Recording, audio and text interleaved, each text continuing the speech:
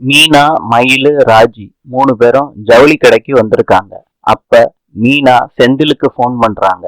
இனிமேட்டு என்கிட்ட பேசுறதுக்கான வாய்ப்பு உங்களுக்கு வரவே வராது. நான் உங்களை விட்டு போறேன். போனையும் சுவிட்ச் ஆஃப் பண்ணிடுறாங்க மீனா சொல்லிட்டு. இத கேட்ட உடனே செந்திலுக்கு பயம் வந்துருச்சு. அதனால கதிருக்கு ஃபோன் பண்ணி வர சொல்றாரு செந்தில்.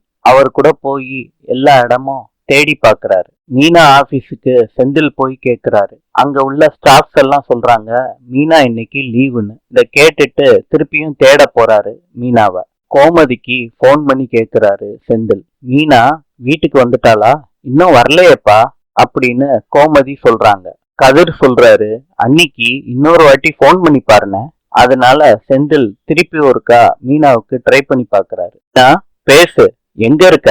என்னங்க, நான் குன்னக்குடி பஸ் ஸ்டாப்ல இருக்கேன். கதிர் கூட வண்டியில வர்றாரு செந்தில். வந்து மீனாவை பாக்குறாரு. ஏன் மீனா, என்னைய விட்டு போகணும்னு முடிவு பண்ணிட்டியா? இன்று ஆஸ்திரியாவின் நாணயம் ஷெர்லிங். நாளை சந்திப்போம்.